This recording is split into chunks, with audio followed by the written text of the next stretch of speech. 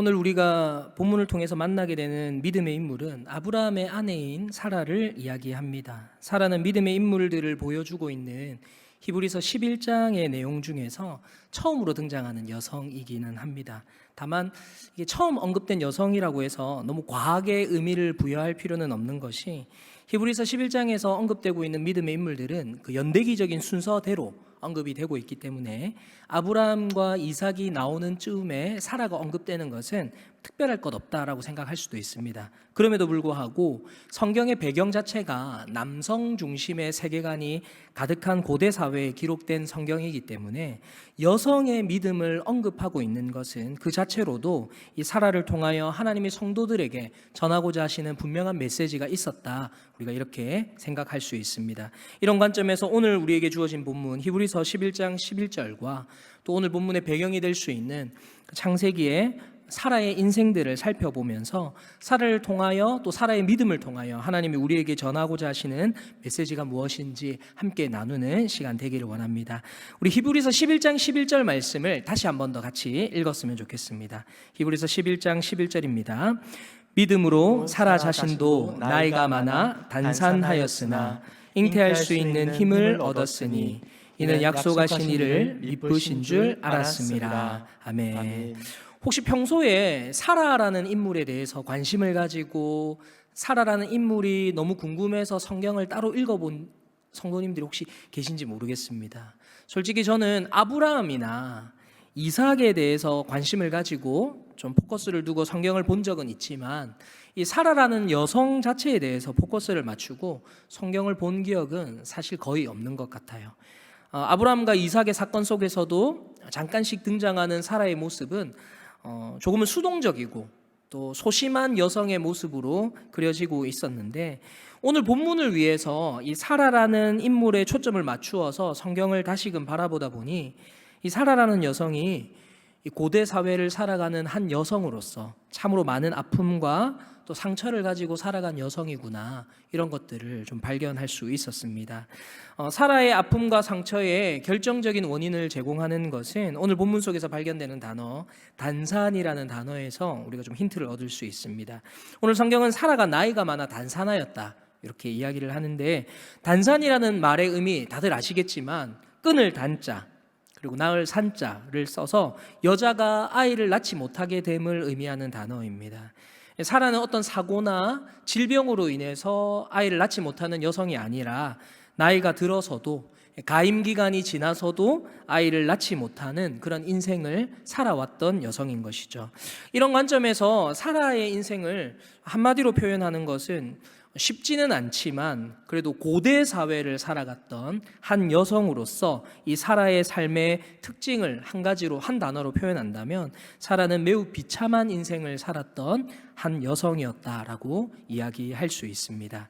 현대 사회는 여성이 독립적으로 살아가면서 결혼을 하지 않는 일이나 또는 결혼을 한다 하더라도 자녀를 출산하지 않고 부부가 삶의 의미를 찾아가는 일들이 막 큰 흠으로 다가오지는 않지만, 현대 사회와 다르게 고대 사회에서는 또 고대 문화에서는 여성에게 가장 기쁘고 복된 일이 무엇인가라고 질문을 한다면 단연코 아들을 출산하는 일이라고 이야기할 수 있습니다.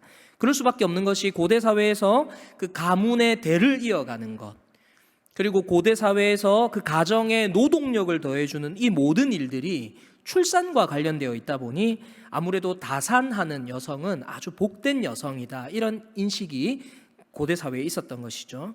그러면 고대 사회에서 다산하는 여성이 복받는 여성이니 반대로 출산하지 못하는 여성은 복이 없거나 또는 저주를 받은 여성으로 그려지는 것은 이상한 일이 아니었습니다.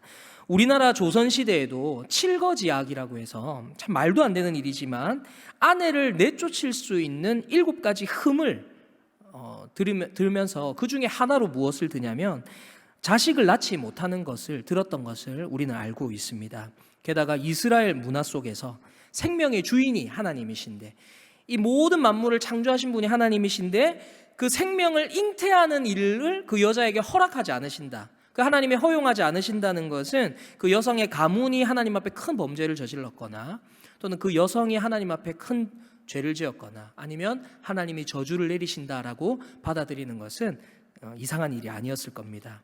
이런 관점에서 이 사라라는 여성이 고대 사회에서 한 여성으로 살아가며 평생 짊어져야 했던 삶의 무게는 남자인 저로서는 감히 상상할 수도 없을 뿐 아니라 90세가 될 때까지 그 수치와 치욕을 안고 살아가야 했으니 그 나이까지 살아보지 않은, 또 그 나이에 경험이 없는 저로서는, 또 우리 중에 상당한 인원들도 이 사라가 얼마나 큰 아픔과 상처를 가졌는지 우리가 쉽게 공감하지 못할 만큼 큰 아픔이 이 사라에게 있었다는 것을 알 수 있습니다.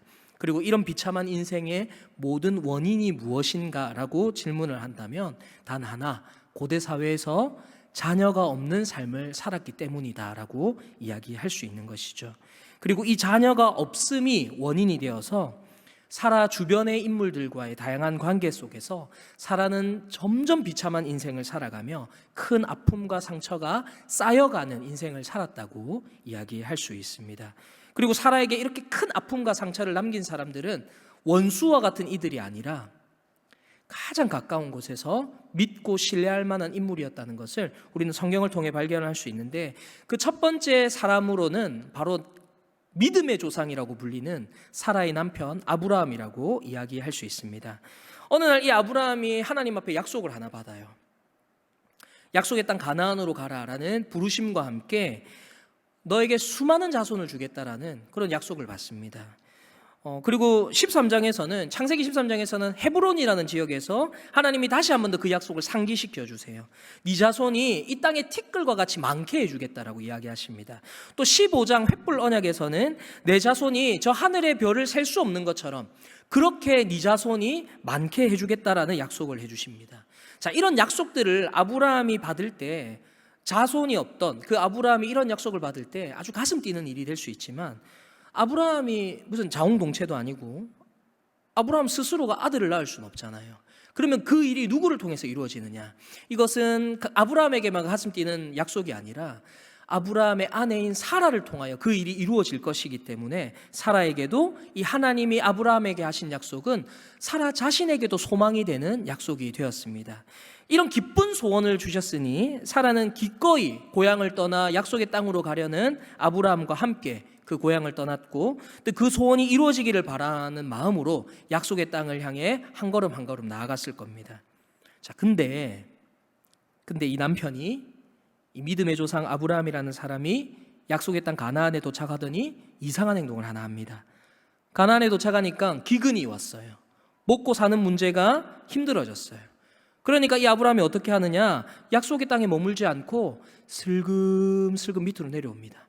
어디까지 내려왔냐? 애굽까지 내려왔어요.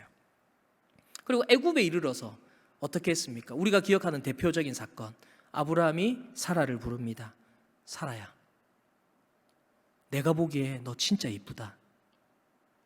근데 네가 이렇게 이쁘니 애굽 사람들이 너를 보면 아마 너를 빼앗으려고, 나를 죽이려고 들 거야. 그러니까 우리 부부라고 이야기하지 말고 동생과 오빠 사이라고 이야기하자. 아주 틀린 말은 아닙니다. 왜냐하면 사라가 이복누이였다는 기록이 있기 때문에 동생이라는 말이 아주 틀린 말은 아니지만, 어쨌든 지금 아브라함이 하고 있는 것은 자기 살고자 부부인 것을 숨기자고 이야기하고 있는 것이죠. 자, 이런 말을 들을 때 사라의 심정이 어땠을지 여러분 한번 상상해 보십시오. 기껏 하나님의 약속 믿고 남편 따라서 약속의 땅까지 따라왔는데, 부부가 함께 그 약속을 이룰 자손을 볼 생각은 하지 않고 약속의 땅 벗어나서 애굽까지 내려오더니 이제는 바로한테 자기를 넘기고 지 살 길만 찾으려고 하는 그 아브라함의 모습을 보면서 이 사라는 어떤 마음이 들었을까요? 야, 우리 남편이 참 계산이 빠르구나. 우리 남편이 사랑이 많구나. 혹시나 우리가 죽을까 봐 살 길을 찾으려고 하는구나. 역시 나는 아브라함이 너무 사랑스럽다. 이런 마음 들었을까요? 네, 절대 아닐 겁니다. 함께 자손을 볼 생각은 하지 않고 자기 살 길만 찾는 그 아브라함의 모습에 실물이 났을 것이며, 모르긴 몰라도 믿었던 도끼에 발등이 찍힌 것처럼 남편 아브라함의 태도에 그 함께 자손을 볼 것을 기대하고 있던 이 사라의 마음에 큰 배신감으로 다가왔을 것입니다. 진짜 하나님이 중간에 개입해 주시지 않았다면 사라는 어쩌면 평생 바로의 첩으로 살아야 했을지도 모릅니다. 그런 아찔한 경험을 하면서 이 사라는 그 남편 아브라함을 믿었던 만큼, 또 그 남편 아브라함을 사랑했던 만큼, 또 그 남편 아브라함과 함께 그 자녀를 소망했던 만큼 그 크기만큼의 배신감을 품고 이 사라의 인생은 점점 더 비참하게 되었을 것입니다. 그래서 아브라함이 이 사라의 인생을 더 비참하게 만드는데 큰 한몫을 하게 된 것이죠. 아브라함만이 아닙니다. 또 사라의 인생을 비참하게 만든 사람이 있었으니 그 사람은 사라의 몸종, 사라의 곁에서 사라와 함께 지냈던 하갈이라는 몸종입니다. 사실 이 하갈과의 사건은 사라 스스로에게도 약간의 문제가 있습니다. 왜냐하면 원인 제공 자체를 누가 했느냐? 사라가 했기 때문이죠. 사라가 시간이 지나면 지날수록 이제 하나님이 약속하신 시간이 10년 이상 지났음에도 불구하고 자녀가 생기지 않으니까 아브라함에게 어떻게 이야기하냐면 창세기 16장 2절에서 이런 이야기를 합니다. 사라가 아브라함에게 이르되 여호와께서 내 출산을 허락하지 아니하신다. 우리가 이렇게 노력했는데도 불구하고 자녀가 생기지 않는 걸 보니 하나님이 허락하시지 않는 것 같다라는 이야기를 사라가 하는 것이죠. 그리고 고대 사회에서 자주 사용하던 방법을 통해서 자손을 얻을 것을 사라가 이제 계획한 겁니다. 그 당시에는 흔했지만 아주 인간적인 방법인 몸종을 통하여서 그 주인이 아들을 얻는 방법을 이 사라도 취했던 것입니다. 아주 없는 일은 아니었습니다. 예를 들어서 생각해 보면 야곱의 아내인 레아와 라헬의 그 자녀 낳는 경쟁의 구도를 생각해 보면 우리 쉽게 이해할 수 있습니다. 레아는 아이를 좀 낳고 라헬은 아이를 낳지 못하자 라헬이 언니 레아가 출산하는 것들을 시기해서 야곱에게 가서 따집니다. 그리고 막 야곱에게 쏘아붙여요. 나도 아들 낳고 싶다고, 나로 아들 낳게 해달라고 막 이렇게 쏘아붙입니다. 그러니까 야곱이 내가 무슨 힘이 있어서 내가 하나님도 아니고 어떻게 아들 낳게 하냐면서 라헬에게 이야기하니까 라헬이 어떻게 이야기하냐면 그러면 내 몸종인 빌하를 줄 테니까 이 빌하를 통하여서 임신하게 해서 내 품에 자손을 안게 해달라, 이런 이야기를 합니다. 그래서 실제로 빌하가 야곱과 동침하고 임신하여서 단이라는 아들과 납달리라는 아들을 낳습니다. 근데 그거를 레아가 지켜보다가 레아도 자기가 출산이 멈춤을 보고 이제 어떻게 하냐면 자기 몸종인 실바라는 여성을 그 야곱에게 주물을 통하여서 아들을 보려고 합니다. 그래서 이 실바를 통하여서는 갓이라는 아들과 아셀이라는 아들을 품에 안습니다. 이렇게 보통 주인이 그 출산이 멈추거나 또는 출산이 안 되면 여종이 대신하여 그 주인의 아이를 낳아줌으로, 마치 대리모와 같은 역할이죠. 아이를 낳아줌으로 주인의 소유로 삼는 문화가 고대 사회 가운데 흔히 있는 일이었습니다. 사라도 이 방법을 택한 것이죠. 그래서 하갈을 통하여, 자기의 몸종인 하갈을 통하여 자손을 보려고 아브라함에게 하갈과 동침할 것을 권했던 것이 바로 사라입니다. 그리고 아브라함도 그 사라의 의견에 동의해서 하갈과 동침함으로 이제 아들을 가지게 됩니다. 자, 문제는 여기에요. 하갈이 아브라함의 아이를 임신했다라는 소식이 사라의 귀에 들렸을 때 사라의 마음속에 어떤 마음이 들었을까요? 제가 사라의 관점에서 그 소식을 들었다고 생각을 해보니 이 청천벽력과 같은 소식인 거예요. 자, 여러분, 인간적으로 볼 때에 불임 부부라고 하죠. 자녀가 없는 부부에게 자녀가 없는 이유는 보통은 남성의 생식 능력에 문제가 있거나 아니면 여성의 생식 능력에 문제가 있거나 아니면 부부 둘 다에게 문제가 있는 경우들을 들 수 있습니다. 그런데 아브라함과 사라가 지금까지 자녀가 계속 없어 왔는데 그 아브라함이 하갈하고 동침하자마자 자녀가 생겼어요. 자, 이 놀라운 사실을 통해서 사라는 마냥 기뻐할 수 없었습니다. 왜냐하면 중요한 사실이 하나 드러났어요. 아브라함에게는 아무 문제가 없다는 게 드러났어요. 아브라함이 당시 나이가 85세였습니다. 근데 이 85세 된 아브라함이 너무 건강한 거예요. 이 아브라함을 통해서 얼마든지 자손이 태어날 수 있는 거예요. 그런데 왜 지금까지 자손이 태어나지 못했는가? 왜 사라와 아브라함이 지금까지 자녀가 없었는가? 아브라함에게는 아무 문제가 없었던 것이죠. 그러면 누구 문제가 되는 겁니까, 이제? 사라 자신의 문제로 이 모든 것들이 좁혀오는 것을 사라가 경험해야 했던 것입니다. 하갈이 임신하는 소식을 듣고 사라가 원했던 건 이건 아니었습니다. 그냥 사라는 그 자손 안고 싶은 그 욕심으로 그렇게 행했을 것인데, 정작 하갈이 임신하고 나니 지금까지 우리 부부 사이에 아이가 없던 그 모든 문제가 아브라함의 문제가 아닌, 우리 둘의 문제가 아닌 나만의 문제였구나라는 것이 그 사건을 통해 드러나게 되었던 것이죠. 65세의 나이에 자녀를 보리라는 소망을 품은 지 10년이 지나 지금까지 그렇게 노력했던 그 모든 노력의 흔적들이 나 때문이구나라는 자책감 속에서 이 사라는 그 하갈의 임신 소식을 들어야 했던 것입니다. 그저 인간적인 욕심에 빨리 아들 안고 싶었을 뿐인데, 남들이 그러는 것처럼 몸종인 하갈을 통해서 그 아들을 봐서 하나님의 약속 어떻게든 한번 내가 이루어 보겠다라고 애썼던 것뿐인데, 그 헛된 사라의 노력이 사라의 인생에 가장 깊은 절망, 가장 깊은 어둠을 주는 계기가 되었던 것이죠. 저 개인적으로도 그렇게 생각합니다. 바로 이 순간이 사라의 인생의 가장 어두운 순간이 아니었을까, 그리고 가장 깊은 절망을 느낀 순간이 아니었을까라는 생각이 듭니다. 그리고 이 절망감은 사라 자신을 더욱 비참한 가운데로 몰아갔습니다. 하나님이 아들 주신다는 거 나로 인해서는 아니었구나. 하갈이라는 여성을 통해서라도 아브라함의 자손이기만 하면 되었구나. 내가 그동안 너무 헛된 것을 바래왔었구나. 이런 여러 가지 복합적인 심정이 사라에게 들었을 거예요. 근데 이 답답한 게 뭐냐면 하나님 말씀을 안 해주세요. 하물며 하갈에게는 하나님이 찾아가셔서 하갈이 임신한 소식을 알고 자기 주인 사라를 멸시하거든요. 그래서 그것을 지켜보지 못한 사라가 아브라함에게 또 이제 권해가지고 이 하갈을 내쫓습니다. 근데 하나님이 그 하갈을 찾아가세요. 그리고 그 하갈을 위로해 주세요. 하갈아, 네가 이렇게 있지 말고 다시 돌아가라. 그리고 네 주인에게 순종해라. 그리고 너는 아들을 낳을 거야. 이스마엘이라는 아들을 낳을 건데 내가 그 이스마엘에게도 많은 자손을 주겠다. 이런 약속을 통해서 하갈에게는 하나님이 찾아오셔가지고 막 위로도 해주셨는데, 정작 사라 자신에게는 하나님이 길게 침묵하시는 것들을 이 사라는 견뎌내야 했던 것이죠. 그리고 여러분 상상해 보십시오.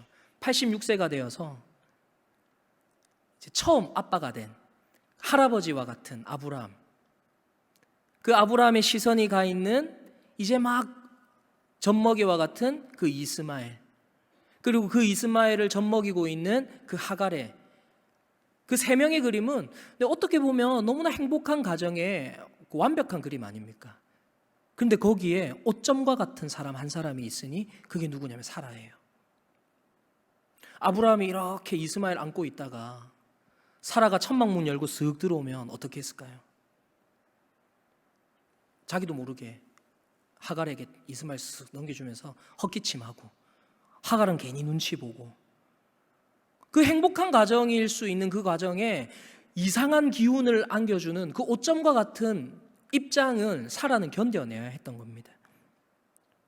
그리고 그러한 모습들을 보면서 사라는 아마 분통이 터졌을 거예요. 하나님, 제가 특별한 거 바랍니까? 제가 뭐 이상한 거 바랍니까? 남들 다 누리는 그 평범한 행복, 그거 하나 누리고 싶다는데 하나님 왜 그거 나에게는 허락 안 해주시고 저 사람들 저렇게 누리고 있는 거 저 지켜만 봐야 합니까? 이러한 마음이 사라에게 들지 않았을까요? 그리고 그 사라에게 어떠한 말도 하지 않으시는 그 하나님을 10년이 넘는 시간 동안 참아내면서 이 사라에게는 하나님을 향한 원망의 마음도 들었을 겁니다.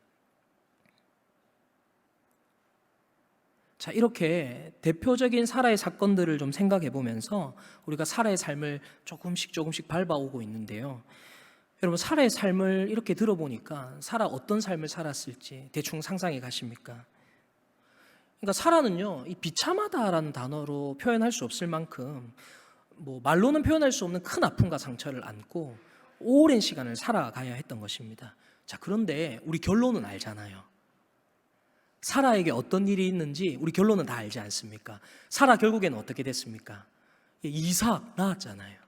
이삭을 낳고 그 사라가 기뻐했거든요. 그 하나님의 은혜와 축복을 누렸거든요. 근데 지금까지 살펴본 이 사라의 인생은 이렇게 비참하고 슬픈 인생인데, 그럼 사라가 어떻게 이삭을 낳고 하나님 앞에 은혜와 축복을 누리는 삶으로 변화될 수 있었는가? 바로 오늘 성경은 이것이 사라의 믿음 때문이었다라고 우리들에게 보여주고 있는 것입니다. 이렇게 답없어 보이는 사라의 인생에 어떻게 이삭이라는 아들이 태어날 수 있었는가? 다시 한번 더 오늘 본문을 읽어보도록 하겠습니다. 히브리서 11장 11절입니다. 우리 같이 한번 읽어보겠습니다. 믿음으로 사라 자신도 나이가 많아 단산하였으나 잉태할 수 있는 힘을 얻었으니 이는 약속하신 이를 미쁘신 줄 알았습니다. 아멘. 아멘. 오늘 본문과 또 사라의 삶을 통하여 하나님께서 우리에게 알려주시고자 하는 이 사라의 모습, 또 믿음의 모습의 대표적인 것 두 가지를 여러분과 나누려고 하는데요. 첫째는요, 사라는 하나님께서 아들을 주겠다라는 그 약속의 내용이 아니라 그 약속을 주신, 그 약속의 주체 되시는, 그리고 그 약속을 이루시는 하나님을 믿는 믿음을 가지고 있었다고 이야기할 수 있습니다. 즉 사라는요, 믿음의 대상을 분명히 아는 믿음을 가지고 있었어요. 성경은 사라가 단산하였지만, 잉태할 수 없는 몸이었지만 잉태할 수 있는 힘을 얻었다라고 이야기합니다. 어떻게 그럴 수 있었느냐? 바로 약속하신 이 하나님을 미쁘신 줄 알고 있었기 때문이라고 이야기합니다. 이 미쁘다라는 단어는 현대에는 잘 사용하지 않는 단어이지만, 이 미쁘다라는 단어는 믿음직하고 진실하다라는 의미를 가지고 있습니다. 그래서 이 미쁘다라는 단어보다 좀 현대적으로 이거를 갖다가 잘 번역하면 어떨까 해서 새번역 성경에 히브리서 11장 11절이 어떻게 기록되어 있는지를 제가 가져왔는데, 여러분 같이 눈으로 한번 보시면, 믿음으로 사라는 나이가 지나서 수태할 수 없는 몸이었는데도 임신할 능력을 얻었습니다. 그가 약속하신 분을 신실하신 분으로 생각했기 때문입니다. 아멘. 자, 여기서 중요한 것, 사라가 알고, 사라가 믿고, 사라가 바라고 있는 것은 무엇입니까? 하나님이 주신 약속입니까? 아니면 그 약속을 이루시는 하나님이십니까? 네, 하나님이죠.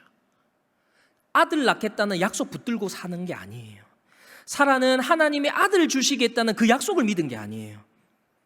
그 약속을 주신 하나님을 믿었다라고 오늘 성경은 이야기합니다. 약속의 내용이 아니라 그 약속의 주체 되시는 하나님을 믿는 믿음이 사라에게 있었던 것이죠. 이런 맥락에서 하나님을 믿는다는 것은요, 우리가 이루고 싶은 어떤 소원이나 또 나의 욕망을 이루어 주실 하나님을 우상처럼 섬기는 것이 하나님을 믿는 믿음이 아닙니다. 하나님을 믿는다는 것은 설령 내가 바라는 소원이 있을지라도, 그 소원이 내 뜻과 다르게 이루어진다 할지라도, 마치 우리 성경 속의 그 다니엘의 세 친구들 한번 생각해 보십시오. 금신상에 절하지 않는 모습을 통하여서 풀무불에 던져질 위기에 처했을 때 그들이 한 고백, 우리 하나님은 저 풀무불 속에서도 우리를 구원해 주실 수 있는 분이십니다. 그러나 그리 아니하실지라도, 우리가 바라는 것은 내가 저 풀무불에 던져졌을 때 하나님이 나를 구원해 주시는 것이지만, 설령 우리 하나님이 그리 아니하실지라도 내 뜻과 다르게 나에게 행동하셔서 내가 저 풀무불에서 죽는 한이 있어도 내가 하나님을 배신하지 않겠습니다. 이것이 다니엘의 세 친구의 믿음이었거든요. 그리고 이 믿음이 바로 사라의 믿음이기도 합니다. 하나님이 나에게 어떤 일을 해주셔서 믿는 것이 아니라, 내가 바라는 그 소원, 하나님 좀 들어달라고 바짓가랑이 붙들고 있는 것처럼 하나님을 믿는 믿음이 하나님을 믿는 것이 아니라, 나에게 가장 선하시고 또 나에게 가장 선한 방법으로, 또 나에게 가장 선한 그때에 하나님께서 이루실 것을 바라보며 그 신실하신 하나님을 믿는 믿음을 이 사라는 가지고 있었다는 것입니다. 사랑하는 여러분, 사라의 믿음은요, 하나님 아들만 낳게 해주시면 내가 하나님 더 잘 믿겠습니다 하는 믿음이 아니었습니다. 하나님 이것만 들어주시면, 하나님 다른 거는 모르겠는데 이것 하나만 나에게 이루어 주시면, 하나님 이 문제만 해결해 주시면 저 하나님 잘 믿겠습니다 하면서 하나님과 거래하려 하는 그런 믿음을 사라가 가지고 있는 것이 아니었다는 겁니다. 사라는요, 자신이 단산한 거 알았어요. 자기에게 더 이상 자녀가 태어날 수 없음을 알았습니다. 오래전에 약속하고 자기도 많이 바라는 것이지만 그 일이 더 이상 자기에게 일어나지 않는다는 것을 사라는 받아들였어요. 그럼에도 불구하고 그 비참한 인생, 그 모든 수치와 치욕들을 사라가 알고 품고 살아가면서도 하나님은 신실하시다 고백하며 믿는 믿음을 오늘 우리에게 보여주고 있는 것입니다. 그리고 오늘 본문은 바로 이런 믿음이 단산하여 자녀를 낳을 수 없었던 사라에게 임신할 수 있는 능력을 얻게 하여 이삭이라는 아들을 낳을 수 있었다라고 우리들에게 보여주고 있습니다. 여러분, 우리는 하나님을 어떤 존재로 믿고 바라보고 있습니까? 혹시 하나님이 나에게 해주실 어떤 일들 때문에 그 일들만 이루어 달라고 하나님 믿고 있지는 않습니까? 하나님이 내 인생 잘 되게 해주실 것 같아서, 내 인생의 모든 문제들 다 해결해 주실 것 같아서, 하나님이 내 아픈 모든 부위들 다 낫게 해주실 것 같아서, 하나님이 내 무너진 사업장 다시 일으켜 주실 것 같아서, 하나님이 내 자녀들 성공하고 내 자녀들 잘 되는 거 도와주실 것 같아서 하나님이 나에게 해주실 어떤 일들만 바라보며 그것들만 기대하며 그것들만 기도하며 정작 그 일을 이루어 주실 하나님에 대해서는 영적으로 무관심하게 무감각하게 하나님을 믿고 있지는 않습니까? 우리가 믿어야 할 것은 하나님이 나에게 행하실 어떤 일이 아니라 그 일을 행하실 신실하신 하나님임을 분명히 믿는 믿음을 가지는 저와 여러분들의 삶이 되기를 주님의 이름으로 축복합니다. 두 번째로 오늘 본문을 통하여 알 수 있는 사라의 믿음은 인내하는 믿음이었습니다. 오늘 본문의 내용을 보면서 창세기의 내용을 좀 이렇게 읽다 보면 새롭게 와닿는 본문들이 덜어 있습니다. 특히 창세기 17장에서 이제 이스마엘을 낳은 지 한 13년 정도 지나 아브라함이 99세가 되었을 때 하나님이 아브라함을 찾아오세요. 이스마엘이 탄생하고 나서 한 번도 찾아오지 않으셨던 하나님이 이제 86세 때, 아브라함이 86세 때 이후로 한 번도 찾아오지 않으셨던 하나님이 긴 침묵을 깨고 아브라함이 99세 때 아브라함을 찾아오십니다. 그리고 아브라함에게 아주 오래된 그 약속들을 다시 꺼내세요. 아브라함아, 내가 너에게 아들을 주겠다. 근데 사라를 통해 줄 거야. 이런 놀라운 이야기를 들었을 때 아브라함의 반응이 뭐였냐면 웃음이었습니다. 엎드려서 웃으며 이런 생각을 해요. 내 나이가 100세고 사라의 나이가 90세인데 이 나이에 무슨 아들을 또 보겠는가. 그래서 아브라함이 하나님한테 어떻게 이야기하냐면, 하나님, 이스마엘 있잖아요. 이스마엘. 그냥 이스마엘이나 잘 자랐으면 좋겠습니다. 이런 이야기를 하나님한테 합니다. 근데 하나님이 정색하면서 이야기하세요. 아니다. 사라를 통해서만 내가 너에게 아들을 주겠다. 내년에 아들을 줄 것이니 그 아들 이삭이라고 해라. 이런 아브라함의 반응을 통해서 우리는 뭐 여러 가지 것들을 생각할 수 있지만 적어도 아브라함의 기도 제목이 아들 달라는 기도 제목은 아니었구나를 알 수 있습니다. 만약에라도 아브라함이 하나님, 사라를 통해서 아들을 주세요라고 기도하고 있었다면 하나님이 나타나셔서 내가 사라를 통해 아들을 주겠다라고 이야기하셨을 때 웃진 않았겠죠. 그렇게 오랫동안 기도해 왔는데 하나님 드디어 제 기도에 응답해 주시는군요. 감사했겠죠. 근데 아브라함의 반응이 어땠냐? 웃음이었잖아요. 사라도 마찬가지였어요. 이후에 하나님이 다시 아브라함에게 오셔서 그 약속을 언급하시며 사라를 통해 아들을 주겠다 이야기하십니다. 근데 그때는 사라가 엿들었어요. 엿듣고 있던 사라가 마음속으로 웃으며 이런 생각을 해요. 이제 내가 생리도 끊겼고 나이도 많은데 내가 어떻게 아들을 낳겠는가, 이런 생각을 합니다. 만약에 사라도 그때의 기도 제목이 아들 달라는 기도 제목이었다면 저 하나님의 천사가 와서 그런 이야기를 할 때 내 기도가 드디어 응답이 되었다 기뻐하며 눈물 흘리는 게 당연한 것 아니겠습니까? 그런데 사라가 어떻게 생각하느냐?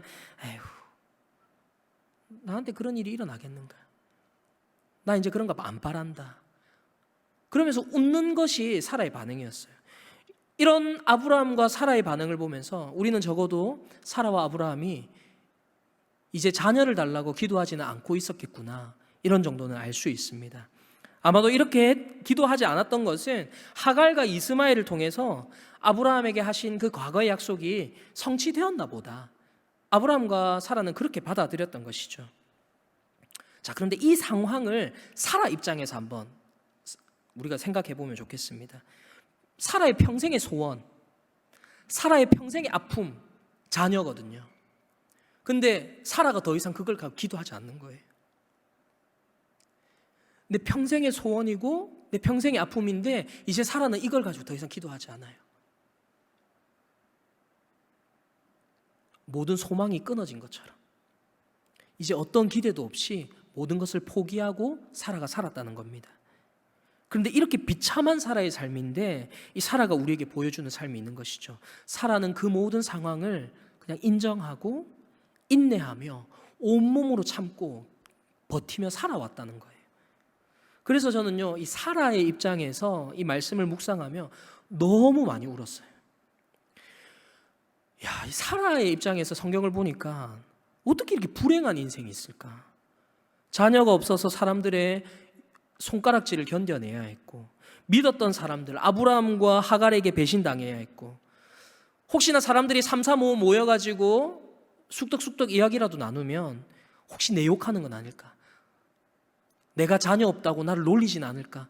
몰래 엿듣는 그런 사라의 모습들을 좀 상상해 보니까 사라는 어찌 보면 평생 웃을 일이 없는 인생이었구나, 그런 생각들을 좀 하며 이 성경을 봤던 것 같습니다. 그런데 그럼에도 불구하고 이 사라가 어떻게 살아가고 있느냐, 그 모든 수치와 불행한 운명 가운데에서 떠나지를 않아요. 떠나지를 않아요. 하나님을 떠나지 않고요, 아브라함을 떠나지 않고요, 하갈과 이스마엘이 있는 그 장소를 떠나지 않아요. 그 약속의 땅을 떠나지 않고 그 모든 것들을 묵묵히 견디며 인내하고 있는 모습을 우리들에게 보여주고 있는 것입니다. 사라가 그렇게 견디며 인내할 수 있었던 것은 그녀가 자신의 불행한 인생만을 탓하며 하나님을 원망하며 하나님을 떠나는 선택을 한 것이 아니라, 비록 자손을 주겠다는 그 약속이 나에게 나타나지 않았어도 인간적인 배신에 지쳐 또 기다림에 지쳐 낙심하고 낭망하며 웃을 일이 하나도 없을 것 같은 그 순간에도 사라는 하나님의 약속이 아니라 그 약속에 신실하신 하나님을 믿는 믿음을 가지고 있었기 때문에 그 모든 상황들을 인내하며 견딜 수 있었음을 우리는 성경을 통해 발견하게 됩니다. 이렇게 인내하는 믿음을 가졌던 사라에게 하나님이 어떻게 하셨습니까? 놀라운 일을 행하셨죠. 수많은 자손을 주겠다 약속하신 그 하나님의 약속, 아브라함과 사라는 잊었거든요. 아브라함과 사라는 더 이상 기도하지 않았어요.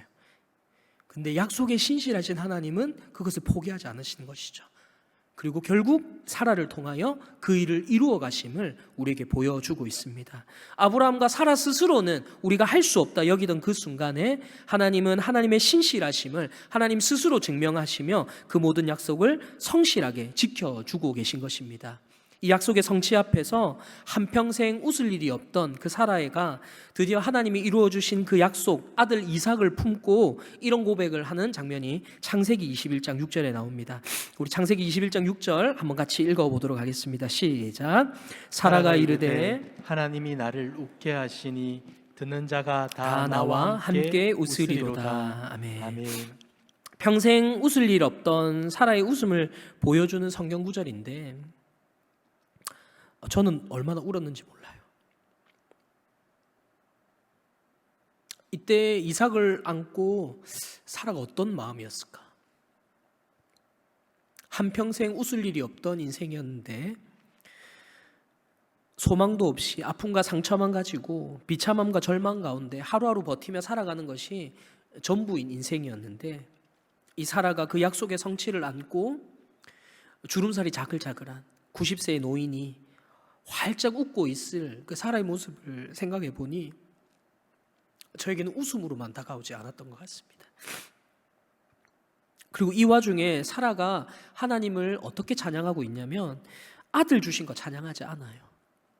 하나님이 나에게 웃음을 주셨다, 나에게 이 웃음을 다시 회복시켜 주셨다, 이것을 찬양하고 있습니다.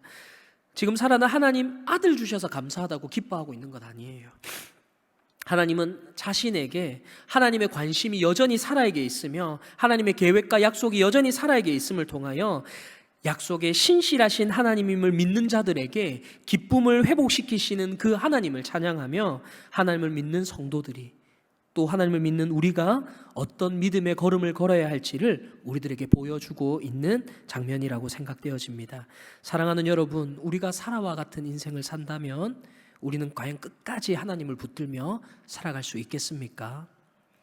하나님이 약속하시고도 이루어지지 않는 것 같은 그 현실을 바라보며 믿었던 사람들의 배신으로 억울해하며 다른 사람들은 누리며 살아가는 것들이 있는데 왜 나에게는 그 평범한 행복마저도 허락하지 않냐며 하나님을 원망하며 떠나지는 않으실까요? 그런 우리들에게 살아는 하나님이 이루실 어떤 일을 바라기만 하지 말고 그 약속에 신실하신 하나님을 받으며 인내하며 참으라고 우리들에게 이야기해 주는 것 같습니다. 사랑하는 여러분, 예수님은 복음서에서 병자들을 만나셔서 병자들을 고치신 이후에 다른 사람들에게 이 일을 알리지 말라고 이야기하십니다. 왜 그렇게 이야기하셨냐면 예수님이 이 땅에 오신 이유는 죄로 인해 죽을 수밖에 없는 우리를 구원하심으로 새로운 생명을 주시며 영원한 기쁨을 회복시키기 위함인데 그 놀라운 복음의 기쁜 소식이 전달되지 않고 예수님이 오셔서 병 고쳐주시더라. 우리에게 기쁨을 주시기 위하여 영생을 주시기 위하여 이 땅에 오신 예수님이 그냥 병 고쳐주시러 오셨다. 축소되기를 원하지 않으셨기에 하나님은 예수님께서는 병을 고쳐주셨음에도 불구하고 그것들을 알리지 말라고 이야기하셨습니다. 이처럼 하나님은요, 우리의 작은 소원 하나 들어주려고 존재하는 분이 아닙니다. 우리가 바라는 어떤 욕망, 우리가 바라는 어떤 평범한 행복들, 이러한 것들 이루어 주시기 위하여 하나님은 존재하는 분이 아니십니다. 그렇기 때문에 우리가 믿어야 할 것은 하나님이 나에게 어떤 일을 행하시느냐가 아니라는 거예요. 우리의 생각과 우리의 상상을 초월하시고 또 인간의 능력과 환경을 초월하시며 모든 자연의 질서와 우주의 질서를 초월하심에도 불구하고 지금도 살아계셔서 우리와 함께 하심으로 슬픔이 가득할 수밖에 없는 우리의 인생에 참 기쁨과 웃음을 회복시켜 주시며 영원한 생명을 주시기를 기뻐하시는 그 하나님을 분명히 믿는 믿음으로 믿음의 삶을 걸어가는 저와 여러분들의 삶이 되기를 주님의 이름으로 축복합니다. 우리 들은 말씀들을 생각하며 우리 함께 찬양 드리기를 원하는데 이 시간 진리라는 찬양 함께 부르기를 원합니다. 가사의 내용이 참 위로가 되는 찬양입니다. 변치 않는 하나님의 사랑, 또 우리의 가는 길들을 아시며 인도하시는 그 하나님, 때로는 우리의 기도의 제목과 다른 길로 또 다른 뜻으로 이루어 주신다 할지라도 우리에게 가장 선한 것들을 신실하게 이루시는 그 하나님을 함께 찬양하며 고백하기를 원합니다. 하나님 사랑 변치 않는다. 하나님 사랑 변치 않는다. 하나님 사랑 변치 세상 다 변하고 날 버린다 해도 하나님 사랑 변치 않는다. 하나님 내 길 인도하신다. 하나님 내 길 인도하신다. 하나님 내 길 인도하신다.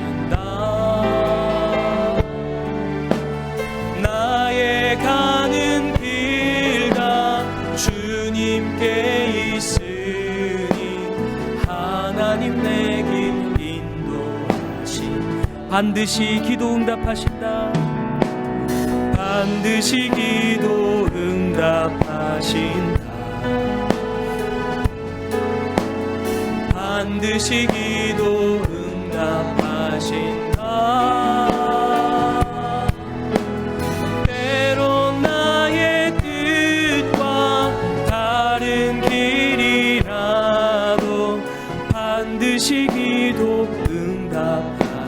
반드시 기도 응답하신다. 반드시 기도 응답하신다. 반드시 기도 응답하신다. 때론 나의 뜻과 다른 길이라도 때론 나의 뜻과 다른 길이라도 반드시 기도 응답하신다. 하늘의 것을 구하면 산다. 하늘의 것을 구하면 산다. 하늘의 것을 구하면 산다. 세상 헛된 것에 소망 두지 말고 하늘의 것을 구하면 산다. 하늘의 것을 구하면 산다. 하늘의 것을 구하면 산다.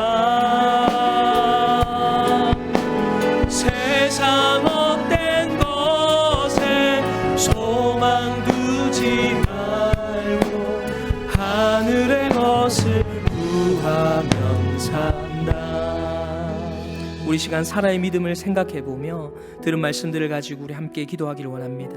내가 이루고 싶은 소원 때문에, 그 욕망 때문에 우상을 숭배하듯 하나님을 믿는 거짓 믿음 버리게 하시고, 비록 내 뜻과 다른 방법으로, 다른 길로, 내 기대와 다른 시기에 그 하나님이 이루어 주신다 할지라도 그 하나님이 가장 선한 방법으로 우리에게 이루어 주실 것을 믿는 그 신실한 하나님을 믿는 믿음의 삶을 살아가게 해달라고, 또 신앙생활하는 가운데 만나게 되는 절망과 비참함과 부끄러움 앞에 하나님을 떠나는 어리석은 선택하지 않게 하시고, 약속에 신실하신 그 하나님 끝까지 믿는 믿음으로 인내하며 다시 우리를 웃게 하시는 그 하나님께 소망을 두며 살아가는 우리의 삶이 될 수 있게 해달라고 오늘 들은 말씀들 생각하며 이 기도의 제목들로 우리 합심하여 함께 기도하겠습니다.